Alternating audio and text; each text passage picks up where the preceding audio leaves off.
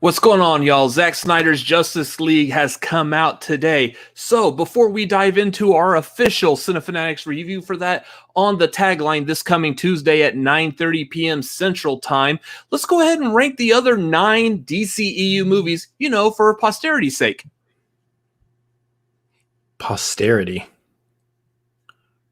You talking about someone's rear end? No, you at.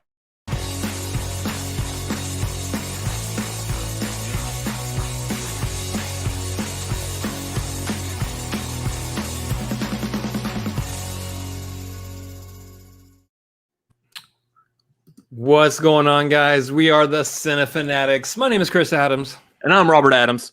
And we are doing a ranking today. Now, before we get too far into it, this is not our usual situation that we do. We usually pre-record these, edit them, and then put them up on the channel. But today we're doing it a little bit different. We're doing it live. We're going live. Because we don't have time to pre-record and edit and put it up on the channel. So we're doing it live. It's a little fun behind the scenes part. Before we get too far into this, and I know that, viewers will come in and trickle in as we're doing this, and we might have to remind people later on. These are our opinions of what we're doing here. We're ranking the DCEU movies, all 9 of the ones that are released thus far, not counting Zack Snyder's Justice League, because I'm about a third of the way through that and still have 10 hours to go. We're only ranking the 9 that have been released thus far, counting the older version of Justice League. So these are our opinions. These are our opinions. Please understand, we have opinions. And if you disagree with our opinions, that's fine. You're just not allowed to cuss us out for it. Well, I mean, you can. You can, but we'll probably just want to pay attention to them. But I mean, that's just the way this YouTube thing works. So, anyways, let's have the fun with this. This show as it goes. Our wonderful mods in the chat will boot you out of here too. I'm just saying. Yeah, so all 9 of them. This is going to be a lot of fun. So the other thing, we've already ranked, our top 10 DCEU heroes? That was last week. So if you're a fan of this channel, or if you're new to this channel, check out our ranking video from last week where we ranked our top 10 DCEU heroes. So depending on what you think of our ranking of the movies, go check out the heroes that might do a little bit better up your alley for your opinions as well. So yeah, check those out. We ready to get this ranking going? Yeah, up your alley. Up your alley. Anyways, let's get started with this ranking. At number 9, we're going to start off with Wonder Woman 1984. Now, I don't feel like this is that huge of a surprise, potentially. This movie came out this past December, was supposed to be out in the theaters last summer. We all know the story. And it was given to us, if you're on HBO Max, you saw it potentially for free there. If you were able to see it in the theaters, you may have decided to go see it there as well. The thing with this movie is there was a lot of hype, I feel like, built up. Just because it was supposed to be a big blockbuster. Patty Jenkins, the director, was very adamant, much like Christopher Nolan with Tenet. She was very adamant that this movie does get some sort of a theatrical release. And while visually it looked good, story-wise, it was kind of flat. So yeah, it's We're gonna do our best to try to be as fair as possible with all these movies for sure during this conversation, this discussion, and all that. But this movie was rough. And again, that's our opinion. That's our opinion. Please don't. That's our opinion. No, it was kind of rough. There was aspects of it that, yeah. Wait, this goes full.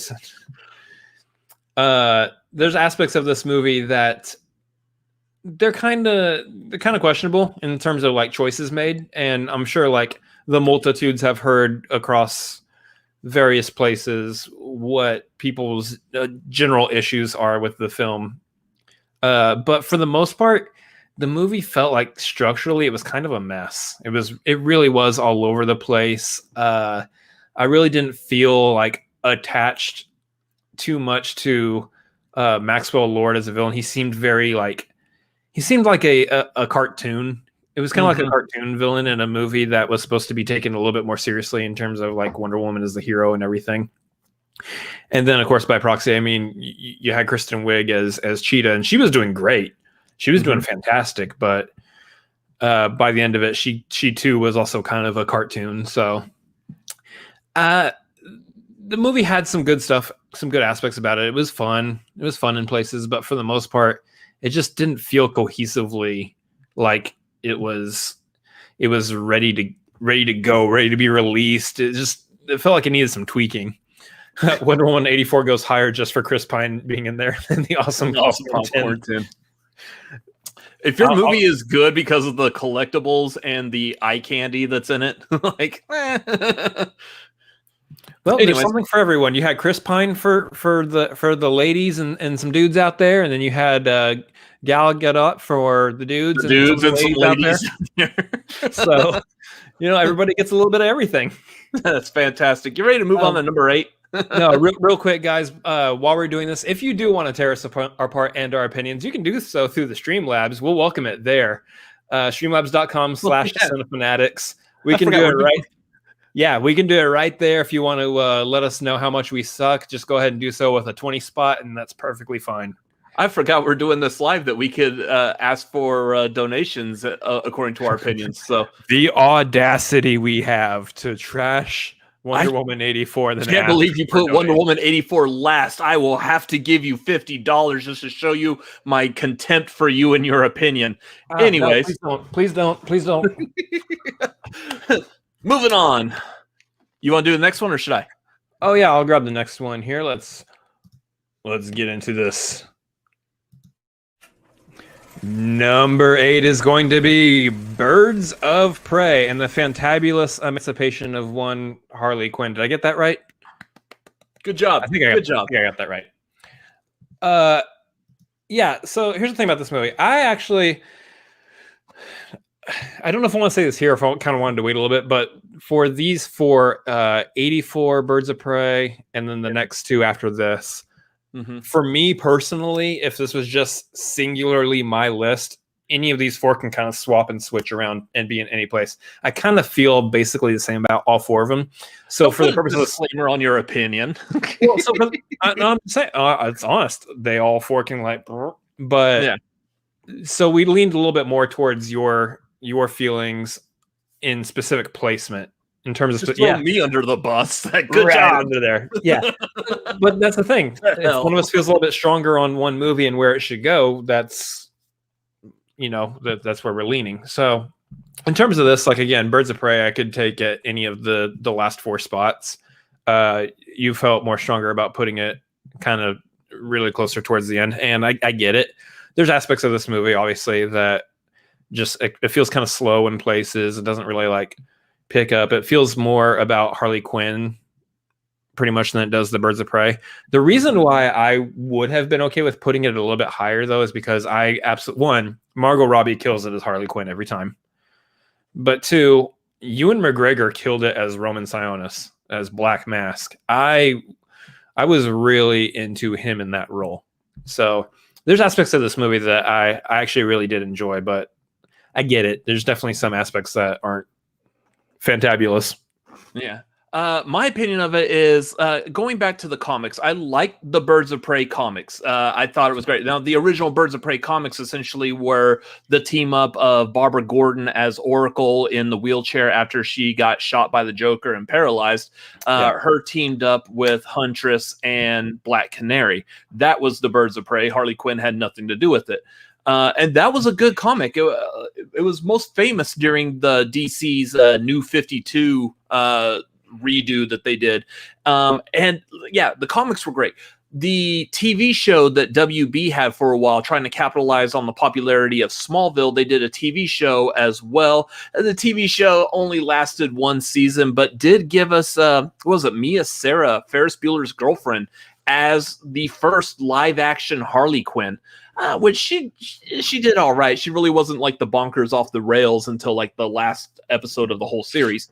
This movie, kind of the same thing. This movie felt like it was being more pushed as a vehicle for Harley Quinn rather than the actual Birds of Prey. It's seemingly that the Birds of Prey don't actually all come together and do anything until the end of this movie. It's just Harley Quinn's origin story, which makes sense because that's what WB did in trying to change the name of the title to Harley Quinn and the Birds of Prey. They realized that this has nothing to do with the femme fatale team that they were trying to advertise. And yeah, I agree. Ewan McGregor as Roman Sionis, I thought he did a good job. It's not the Roman Sionis that we are familiar with from like the comics or the cartoons, but I think he did a pretty good portrayal. He was bonkers. He was off the wall. But he wasn't as ruthless as like an actual mob boss type of person. He was more just like a party criminal type of thing who would have like people's faces ripped off or whatever.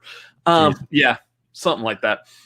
With Zaz, just Victor Zaz. He had shades. He had shades of what I've seen in like cartoons and stuff, like more recent cartoons with Black Mask, where he's kind of just obnoxiously loud and whatnot. Yeah, so I'm gonna say it's probably more of. Oh, he was in Red Hood. I think it's under the Red Hood that I'm thinking of.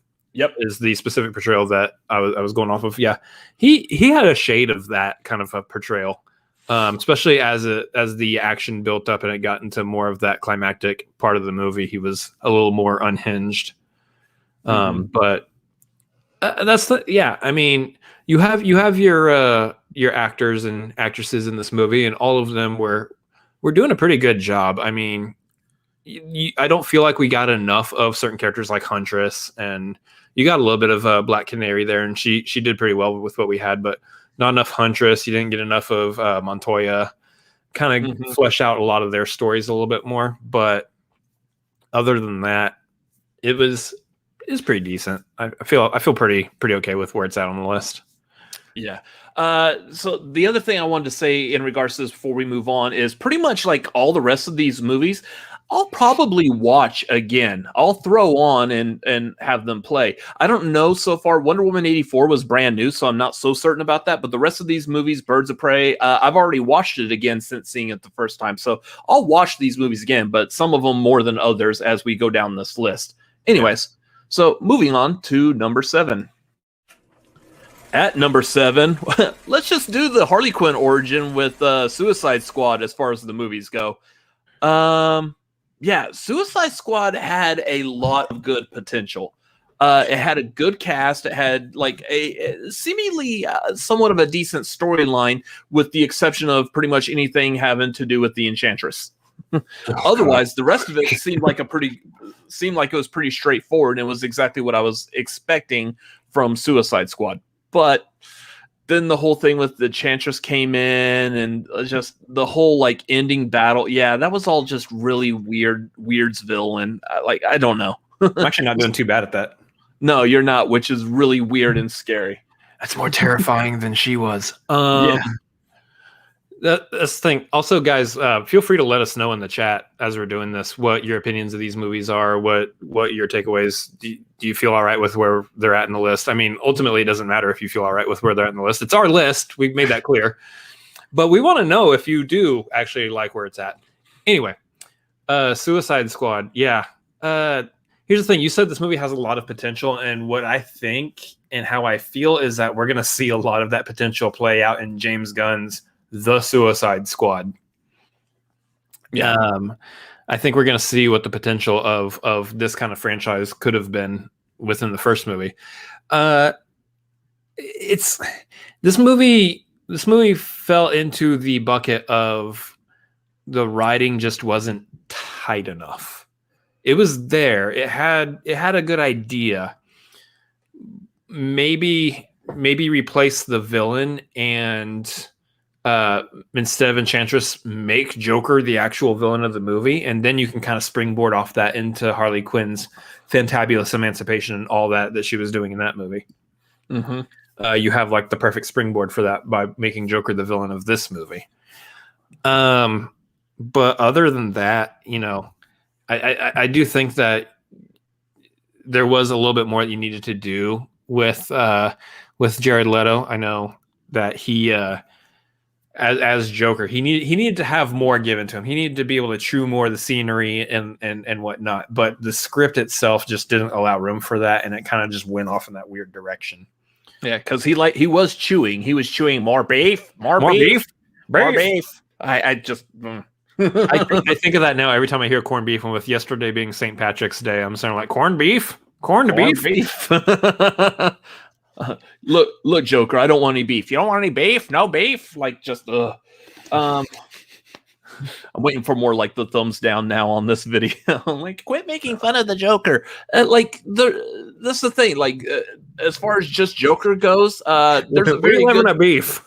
Yeah, there's a very good shot, a very good chance he's probably going to be possibly redeemed in the Snyder cut. So I'm not gonna write off Jared Leto as Joker. I just don't like this Joker. This Joker is probably like the lowest of all the live action Joker performances. So otherwise, for the Suicide Squad themselves, like I said, the team was good. The storyline with everything, like the whole going in to rescue Waller for like the first half of the movie, that was great. That was a nice setup and nice to show them playing off of each other, and then a nice little twist in that it was Waller that was their assignment basically. I liked that. And then after that, they were in the bar kind of like commiserating over everything, that's where I feel like it really started to like just So pretty good movie. But, wait, you didn't understand that while they were in the bar they were some kind of Suicide Squad? Yeah. So yeah, I mean, here's the thing. Suicide Squad is a movie that I probably will at some point watch again. And it's more or less because just at a very baseline, it's entertaining. Mm-hmm. On the very baseline, it is an entertaining movie. It's not like the top tier of comic book movies. It's not even the top tier of DCEU movies, clearly. But it is at the very least, at the bare minimum, entertaining. It's fun to watch. It's fun to watch these characters kind of bounce off each other, like you said. I love Boomerang. Killer Croc was interesting, I guess. Diablo was a fascinating character.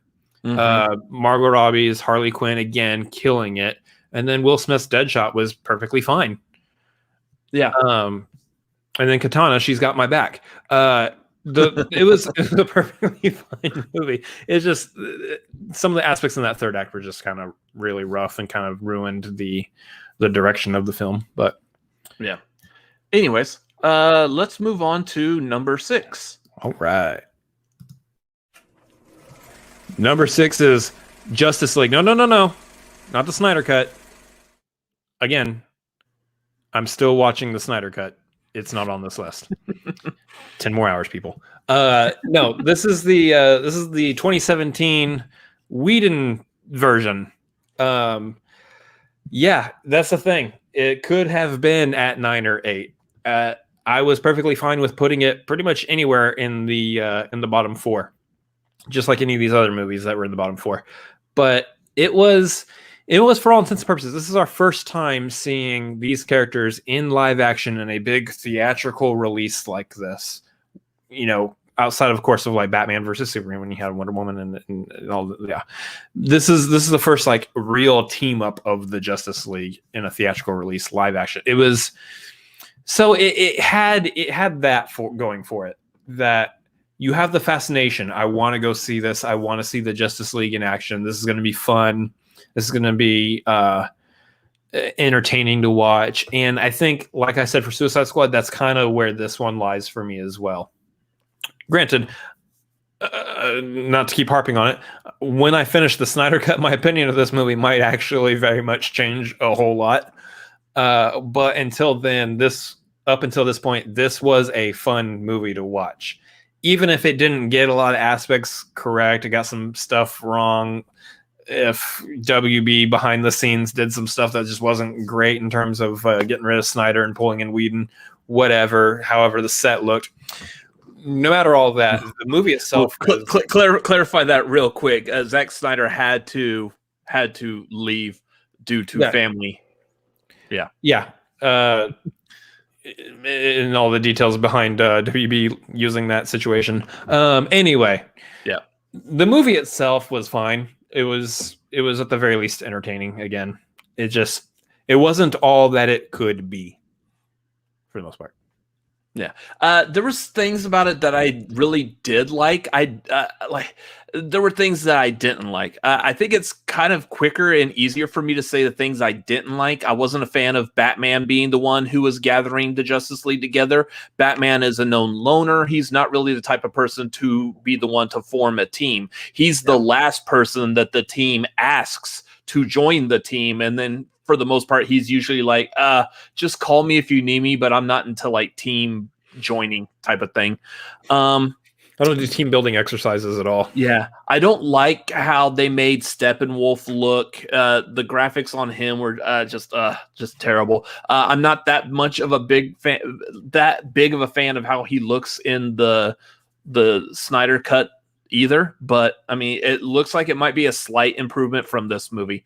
And then the mother boxes, how they made the mother boxes like the MacGuffins of it, when in the comics, cartoons, everything, the mother boxes are what opens the portal between Earth and Apocalypse, where Steppenwolf is from. They made them these like MacGuffin things that like the Infinity Gems that you have to go and collect, and when you bring them all together, you have the ultimate power, and a sky beam is probably involved in there somewhere. Wait, Infinity Gems? Did you just reference Marvel? We can't do that here. Yeah, I know. But I mean, it's the quickest, easiest thing that people can associate with. You know what the Infinity Gems are? Cool. That's why I made that comparison. So, one of the big issues with the movie is the fact that, and now that I brought up Marvel, they didn't follow kind of the same suit, in which case you have typically a lot more character development for some of these characters that you're bringing together in your big team up movie.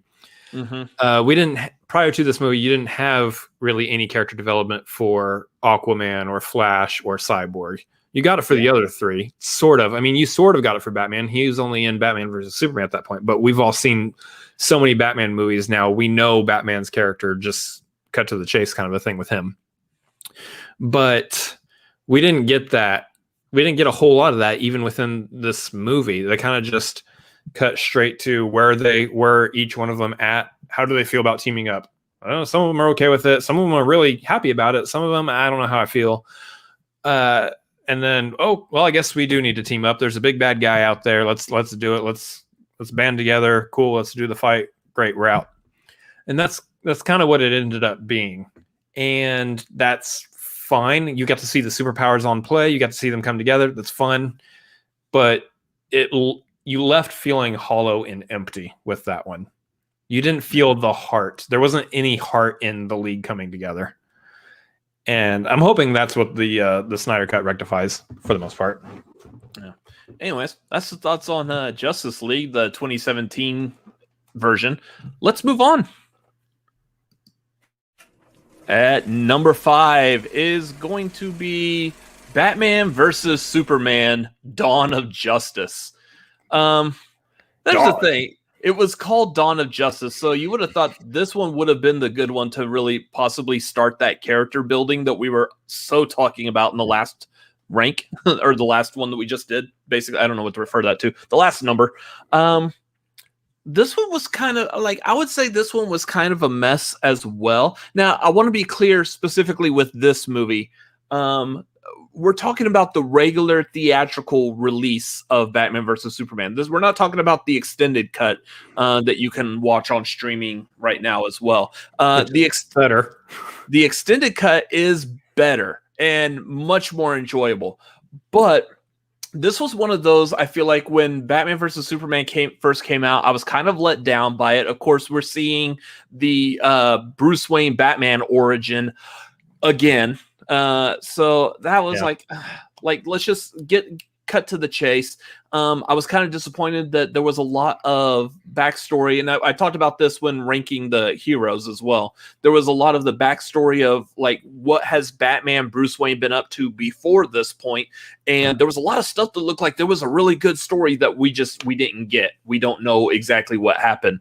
So I would have liked to have seen that. This one just kind of like dives in. Other than trying to tell you the origin of Batman again and then jumping forward to like 30 years later type of scenario. 30, 40, however old Bruce Wayne is in this. Right. He's definitely like at least in his 40s, maybe mid to late 40s, it seems. He's got that salt and pepper. Here's the thing.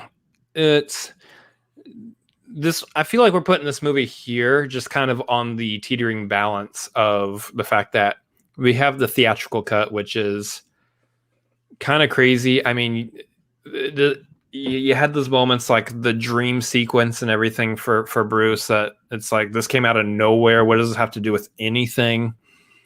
You have I mean, just so many aspects to this were just, like you said, it was a mess. It was kind of all over the place. On the flip side, you do have the director's cut, which does kind of wrap it all in, bring it all together, and have it be a little bit more coherent and make sense. I think if you take both into consideration, I feel like this is probably where it should end up on the list, knowing that they kind of rough with the with the theatrical edition first. But that's the thing, like, when this movie was being produced, when it was being put out there, they were marketing it. Actually, I have no idea how they were marketing it. Honestly, the thing came out and they were making it seem like this was supposed to be the Man of Steel sequel. Like, oh yeah, the sequel to Man of Steel is going to feature Batman as the villain. We're all like, okay, that's fascinating. That's interesting. We get Batman and Superman together. That's cool. And then it's like, well, no. This isn't a Man of Steel sequel. It's its own thing. Okay, but so if it's not Man of Steel, is this falling in line with Justice League then? It's its own thing. It's just a one-off, like Batman and Superman are going to fight and we're going to call it a day kind of a thing. Like, what is happening? Are y'all building a cinematic universe with this? Yeah. And I think what it ended up being is that it did end up being essentially the first movie in the Justice League series of movies, which, like a prelude. Yeah, like it was this, and then it was supposed to be Justice League Part 1 and then Justice League Part 2 is what it was supposed to end up being, I think. But I don't know. It just kind of fell too flat in places. It had good moments. Loved the team up between the big three. But by the end of it, I was like, I don't know where this movie's supposed to fit. Superman died. We had Doomsday just kind of shoved in here. This makes sense, I guess. That's what I was going to point out is even in the trailer, they showed us Doomsday and like, so you gave away what could have been a big surprise, but now you gave away to the audience the big letdown that Doomsday is somehow involved in this for some weird reason. Like, yeah, they really just shoved him in there. They didn't even make Doomsday that great. They could have done so much better. And yeah, that it just kind of felt bad. I did like the shots of the Trinity there, the Batman, Superman, the Wonder Woman. But the little lead-in, the little lead-ins for the other Justice League that they show like on the little computer screens that they got from Luthor.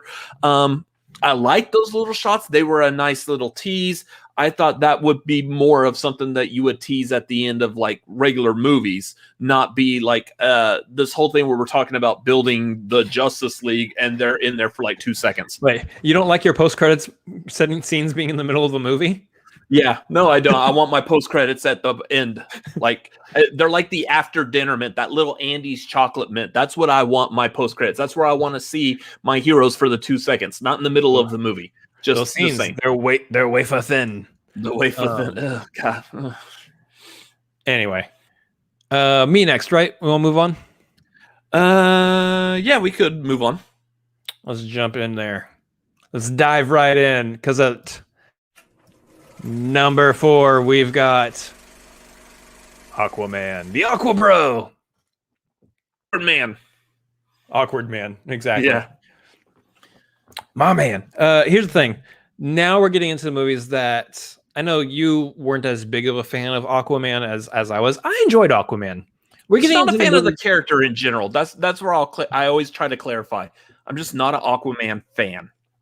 That's true, but he did rock the orange suit pretty well. He actually looked pretty good in that costume. So the thing about Aquaman is that it feels a little bit long, but at the same time, the movie was just a ton of fun. It was underwater. It felt like underwater Star Wars. And I think that's what they were kind of going for with it. When it got into like the war, the battling between the different underwater factions, groups, tribes, however we describe them, kingdoms, that felt like underwater Star Wars. And that was a blast to see play out because first of all, like up until this point, I was completely confused as to how they were going to do all like the underwater scenes and everything. Like, how is that going to look visually? I just, because I get the idea of like people in space, people, you know, in various locations, and it looks fine. You can do extra dimensional stuff, but how are you going to do underwater? How are you going to have them talk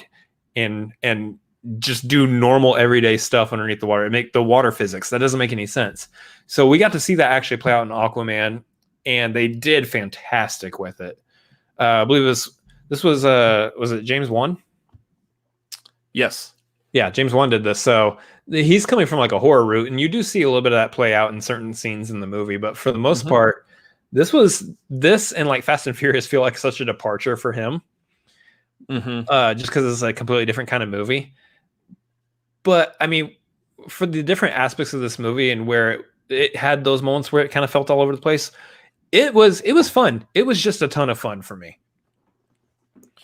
Yeah, there were parts of this movie, especially like visually, aesthetic wise, looked great. There were parts of this, like when I first saw the trailer, like Black Manta like there's one shot where that was in the trailer. Black Manta is shooting. I think he's shooting at Mara with the eye laser beams while she's diving off of like a rock or a building or something like that, and it kind of looks like Power Rangers.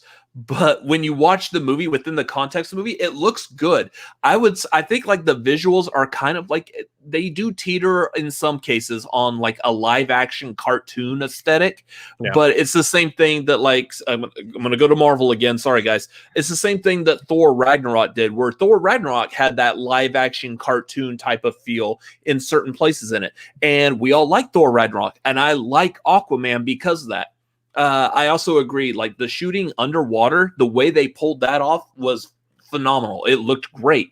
It would be, if I was trying to visualize how to shoot underwater, that's what I would expect it to look like as well. So I thought that was great.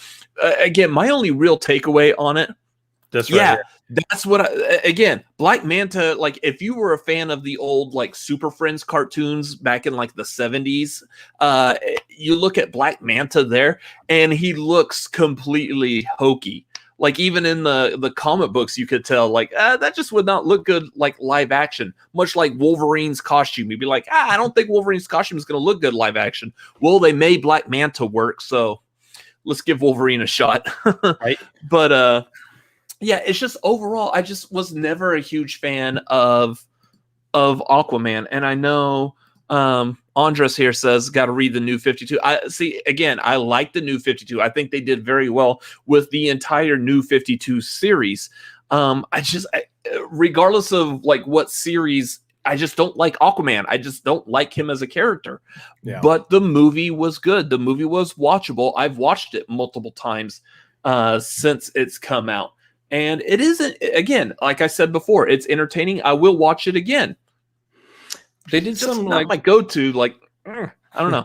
They did some really good stuff with it in terms of like Jason Momoa's version of Aquaman and how he played out. Like, yeah, you see the Aquaman in the comics, and especially like the later years, I guess into like the 90s and stuff, he had like the longer hair, he had the hook hand and everything. So they made Aquaman a little bit more grizzled, and I feel like that's the direction they kind of went with this version of Aquaman. They did make him that little bit more grizzled instead of just the crew cut, clean boy or whatever kind of look. I will clarify, I was a lot more interested in Aquaman when they did that in the comics, where he had his hand cut off, eaten off by a piranha and the hook, and then he got like the water hand thing. That was weird. But because the situation like surrounding that story gave Aquaman depth. Mm-hmm. Right there. Fathoms to speak of. so much depth, so much deep depth. Yeah, they actually gave his character something to do, and then they kind of actually pulled that into the movies by giving him, the storyline in which he doesn't feel like he should be taking over as king of the kingdom, and until he realizes what his half brother is doing wrong and all that. But what I like about this movie is that it does set up some good stuff later on. I mean, you've still got Black Manta out there, and the fact that he's got to make an appearance again in the future, Yeah, it sets up good stuff. It was pulled together very well. I mean, Andres is right. You got to put some respect to James Wan for being able to pull off what he did for this movie.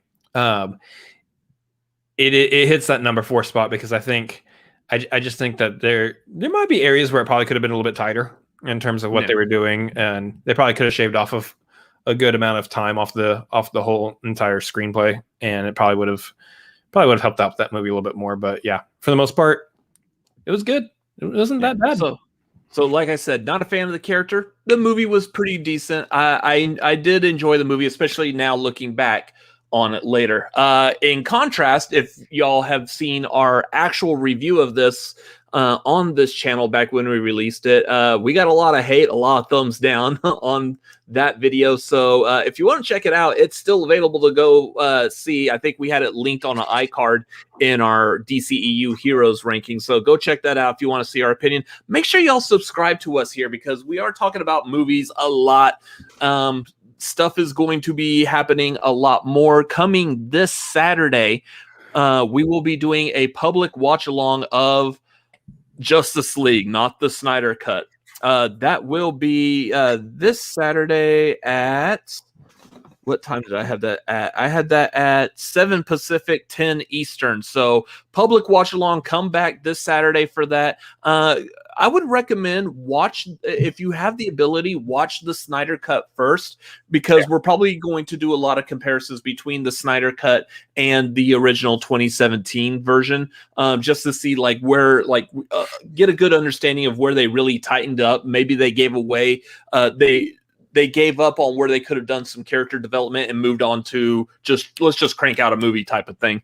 And of course, there will probably be a lot of jokes about it because it's an easy movie to potentially be joked about. So, yeah, we're going to have a lot of fun with that. Again, this Saturday. Make sure y'all come back for that because it's going to be a lot of fun. And we will be reviewing the Snyder Cut version of Justice League on Tagline, our flagship show. That'll be on Tuesday at 9:30 p.m. Central Time, so 7:30 Pacific, 10:30 Eastern.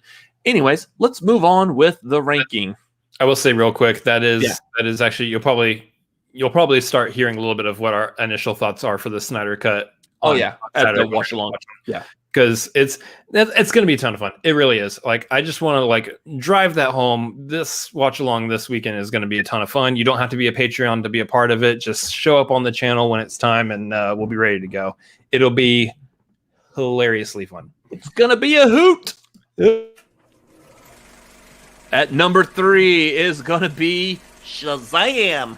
Shazam. This was a fun little movie. This was one of those, I would put this in the category of like Ant-Man with Marvel, that I was like, why like Ant-Man doesn't need his own movie. I didn't feel like Shazam, Captain Marvel, deserves his own movie either. But when the movie came out and I watched it, I was like, okay, I'm glad that they did that.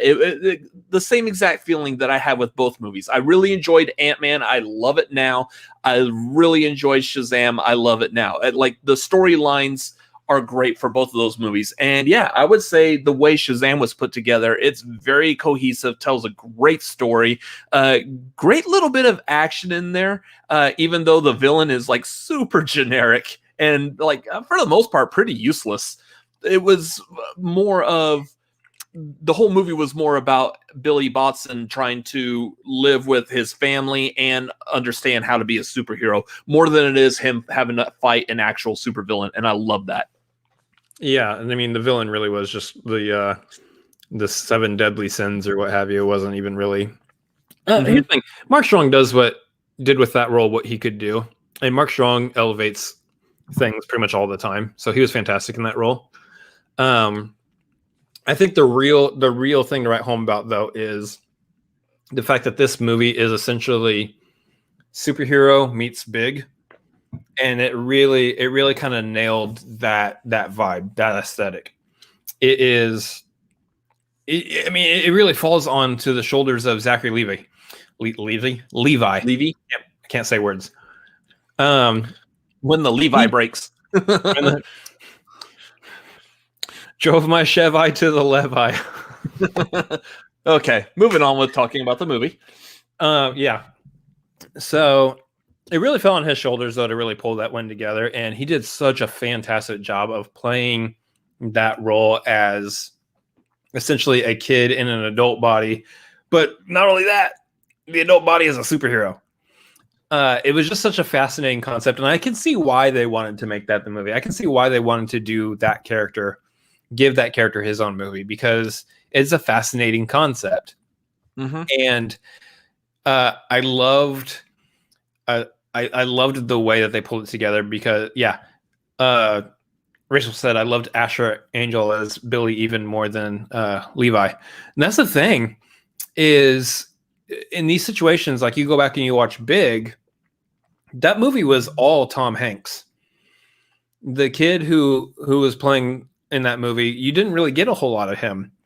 In Shazam, you get that dual side. You get to see him as a kid. He was as much a lead of that movie as Zachary Levi was.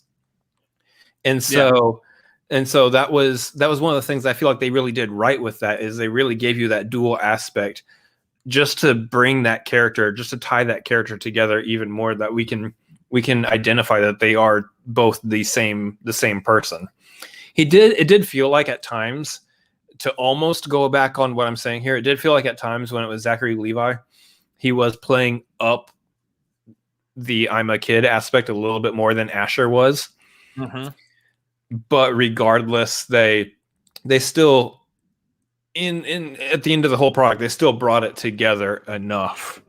And I think that is the heart of the movie. That's why you watch the movie, is the two of them kind of bouncing off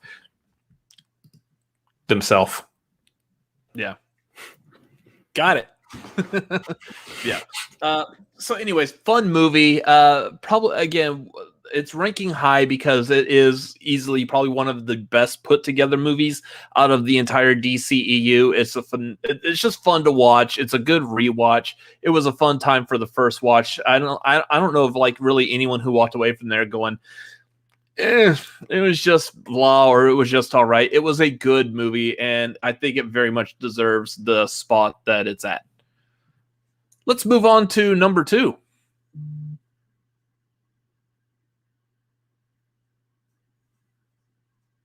You're muted.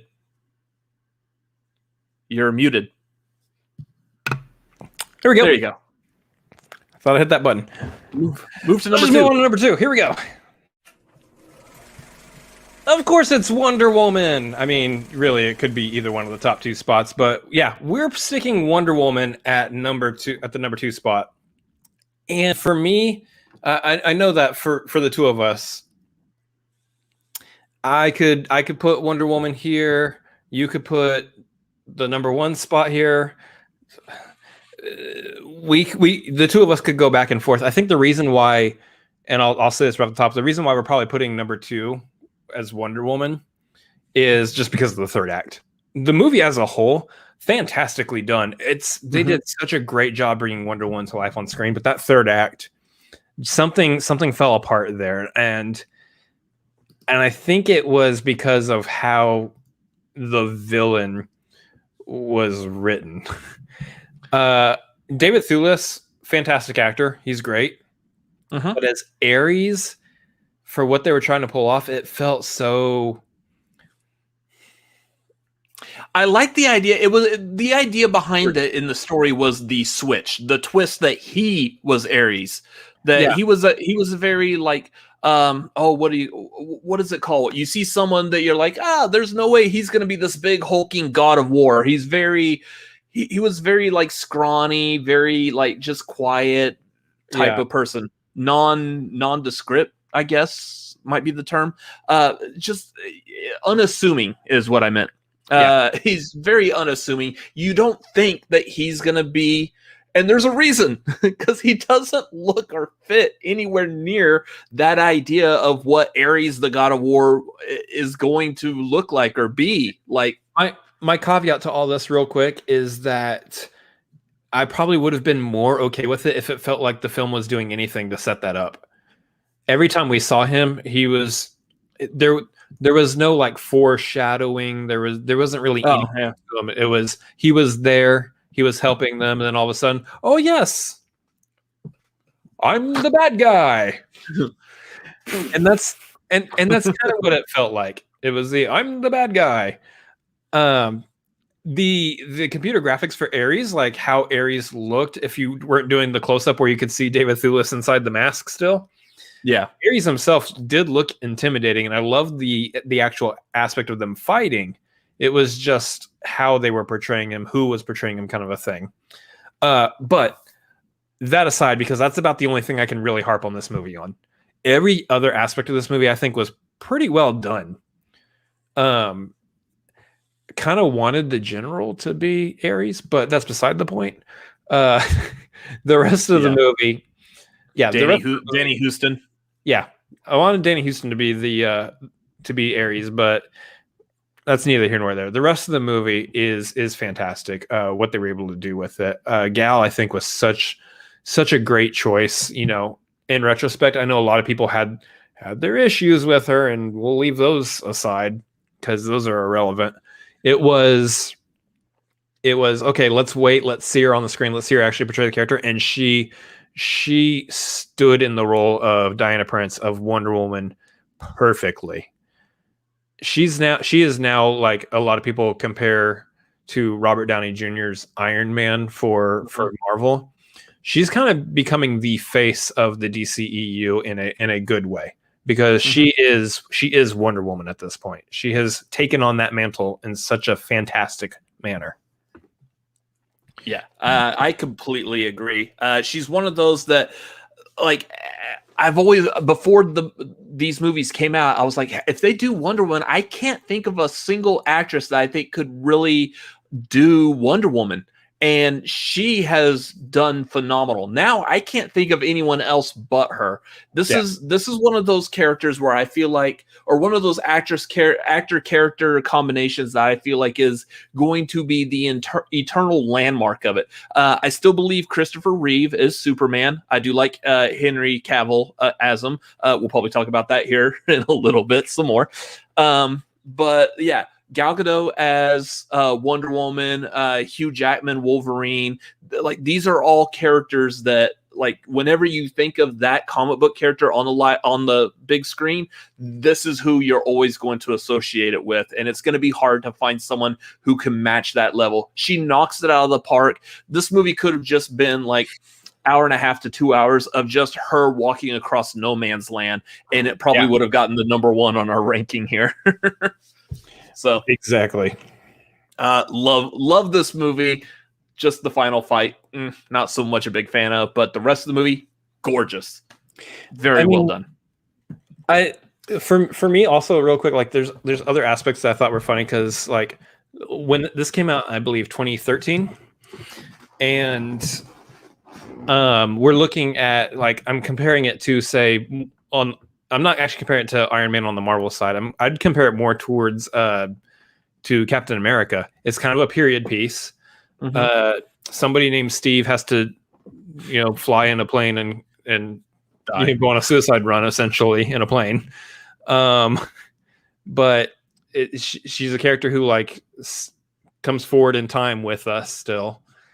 There's the fish out of water. Yeah, all of that. It felt more like in terms of like the Captain America kind of story here, and honestly, I don't necessarily know where I was wanting to go with that point, but he just wanted to mention another Marvel movie. The fact remains, we love both Marvel and DC here. Yeah. Anyways, let's move on to #1. Bet you could guess what movie that is. It's going to be #1's going to be Man of Steel. So.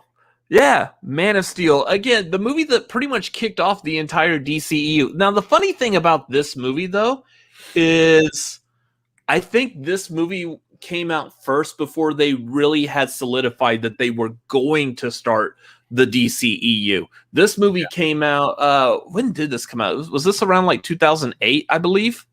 Somewhere around there? No, 2013. So Wonder Woman was much later than 2013. So Man of Steel movie release dates, we'll work on them.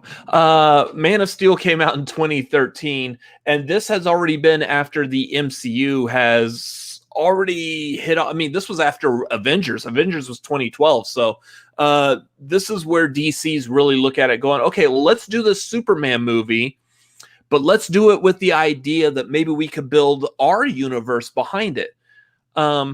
So that's like right out the gate. Man of Steel was the first and foremost one that we got shown. This was Zack Snyder's first foray, his real foray into the superhero DC of. Yeah, I'm trying to separate it from Watchmen. I know Watchmen is also DC, and he did that in 2009. The actual this is superheroes. The actual, Watchmen were pretty much self-contained within their own story. This is the main DC superheroes that we all know and love. Yeah. So this was his first foray into that. Someone that we already knew. We already had an idea. We knew the origin. We knew all about Superman already. And I think he did a fairly good job at it. I don't think I was like a huge fan when this first came out. I think I fell asleep in the theater when it first came out. I don't know if I was just tired that day or if it was just like some of the parts in it were really slow, specifically between Clark and his father. But upon rewatch, this movie's a lot more enjoyable, has a great story, and I think it definitely deserves a place being the focal anchor to the rest of the DCEU, just as long as the rest of the DCEU can course correct itself. And we'll see. But yeah, the thing is that we're looking at this movie, and in and of itself, by itself, so in a vacuum, this movie is actually really good. There's some really great character development for Clark, for Superman within this movie by itself. Now, if you look at it outside of that vacuum, our last Superman before this was Superman Returns. So it was we were almost at the point where, and sorry, Vernon, almost anything Superman would have been better.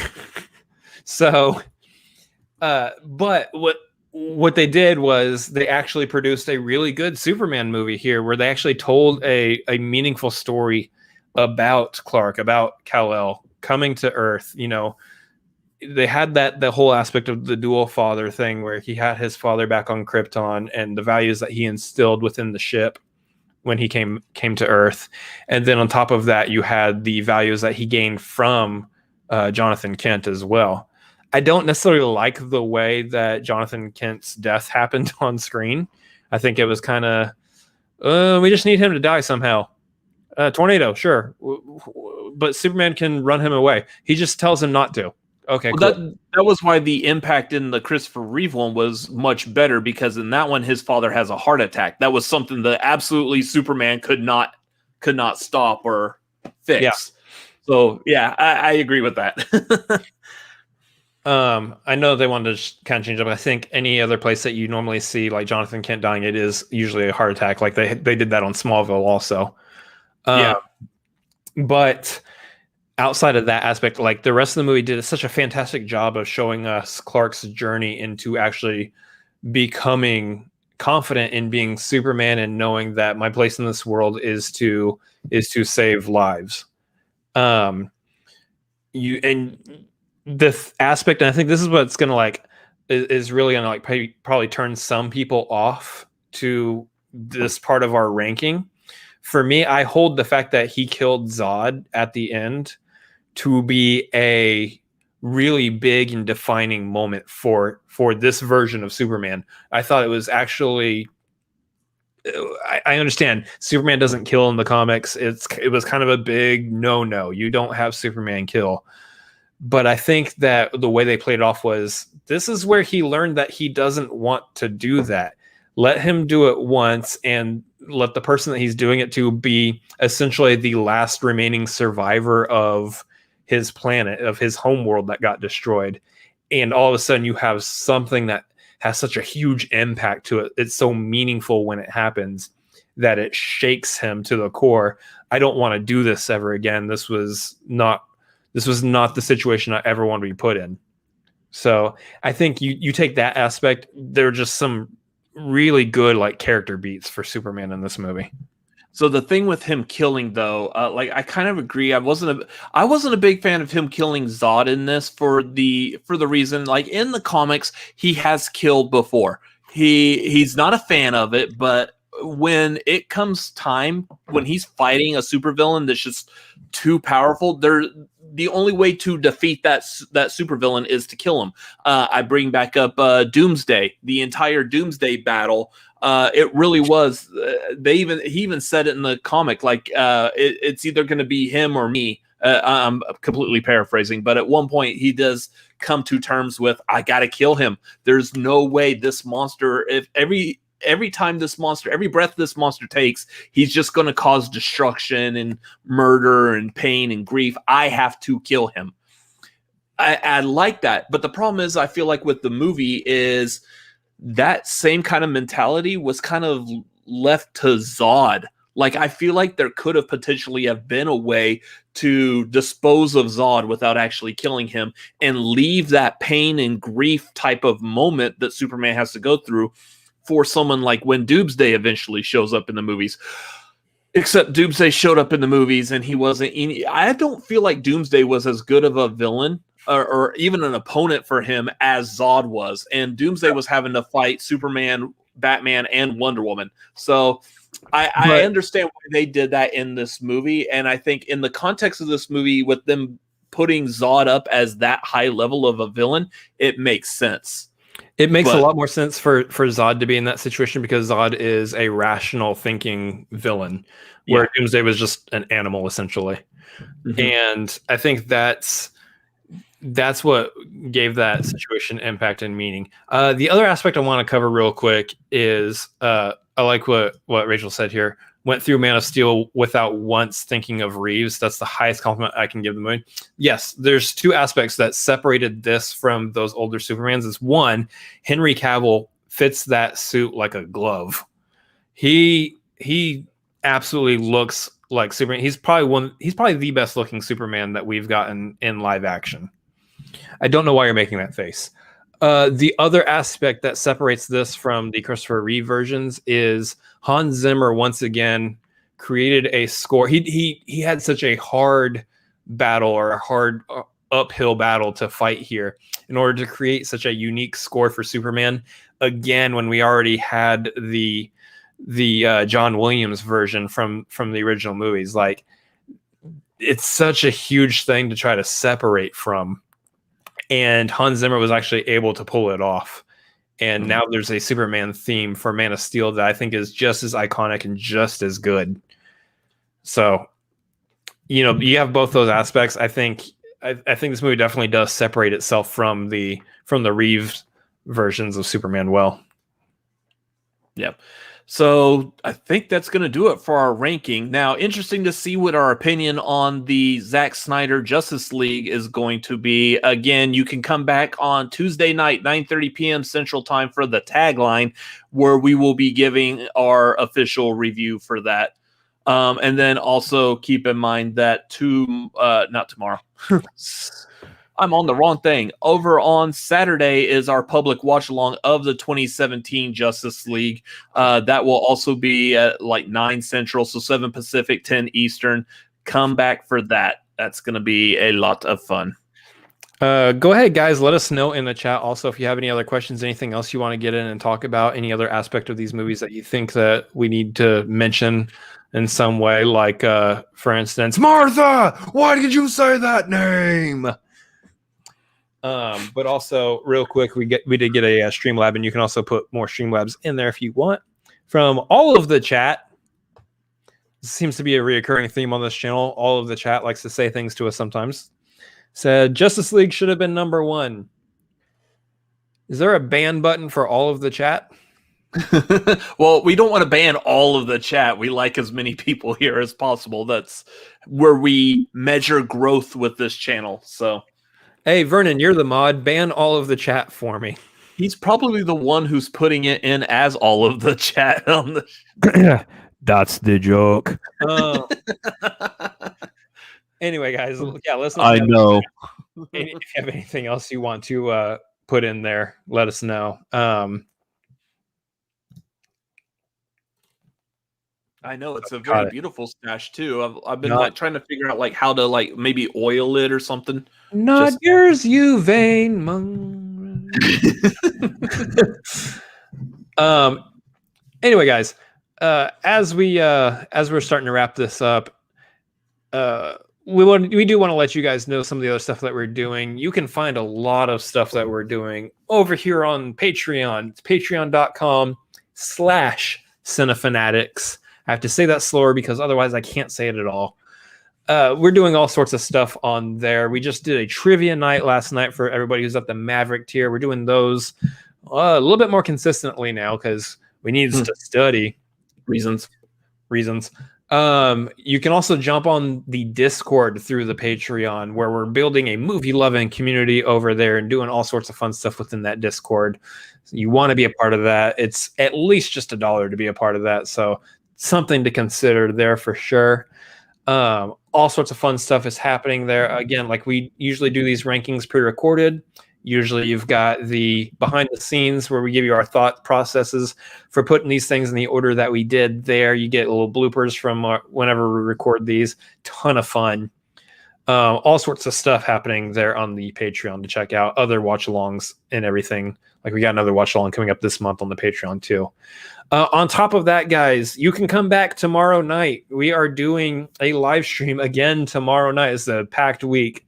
The Falcon and the Winter Soldier, otherwise so lovingly referred to as Fat Wuss on this channel. The Fat Wuss! The Fat Wuss is premiering tonight at midnight Pacific time, which means 2:00 our time. We'll probably be staying up watching that. That is premiering tonight/tomorrow. And therefore, tomorrow night, we will be doing our first episode of the Falcon and the Winter Soldier breakdown like we were doing for WandaVision. Do we not have that graphic in here? It's not in here, so I can change it over to tagline real quick if y'all want to see it. It looks like that. So be on the lookout for this image tomorrow. Yep. Yeah. We're doing that stream tomorrow. I believe it's probably going to be closer to the 10:00 hour. I think it's going to be like probably around 9:45, 10 o'clock. What do I have it set for? Central. I have it set for 7:45 Pacific, 10:45 Eastern. Yeah. So it's going to be a little bit later. There's just some other stuff happening that might delay it just a little bit. Keep a watch out on the social medias, and also keep a watch out on the video itself. When we put up the stream, that time may change here and there, so you'll be able to keep up with what time it's airing there. But what he was saying also there that I want to pick up on is definitely keep track of the social medias. You can follow us at Cinefanatics MLP. I am at Robert Adams MLP. He is at Chris Adams MLP. Make sure you are following us this weekend. I'm expecting big things for our channel. Big announcements are coming. You will find out about that if you are following us on Twitter. I don't think enough people are following us given the level of this announcement, but people are about to be following. Make sure you are in there before everyone else jumps in. Follow us, Cinefanatics MLP, Twitter, Instagram, and then our individual ones down below are also on Letterboxd. So that's going to be a lot of fun. Anyways, I think that's going to do it for tonight. It's gone a little over an hour, so not bad. Nice little fun time sitting here chatting and talking. Anyways, thanks for y'all being here, for being in the chat, watching this. I believe, real quick, we do not have a ranking lined up for next week. Nope. Taking a beat off just because we need a little bit of a breathing room here, but otherwise, we will be returning with these here fairly soon, and we'll obviously on the social medias and all sorts of places, we'll let you know what the next ranking is going to be. Yeah. Anyways, so that's going to do it for us tonight. So those of y'all in the chat, again, thank y'all for being here. Thank y'all for watching. If you're watching this on a replay, let us know your thoughts, feelings, opinions down below in the chat. Make sure you hit like. Make sure you share this with your friends so see, like, hey, these two goofballs have a weird opinion on where Justice League 2017 is on their list. Here, watch this video and commiserate with me that they have a weird opinion. Share it with everyone. Just let them all see it. So I want to be very clear about something. If you don't like our opinions and you leave a comment stating as such in any capacity, or you hit that dislike button, just a reminder, this link up here does not only work during live streams. You can donate to streamlabs.com/Cinefanatics anytime if you're watching this on a replay, or if you feel like jumping on our Patreon. Those are the best places to connect with us, to really let us know what you think about our DCEU opinions. Worst case scenario, if you want to troll us, it still helps us on YouTube with the algorithm. So troll away, feel free. Anyways, again, that's going to do it for tonight. Y'all all have a great evening. We will see y'all tomorrow night. Later. So yeah.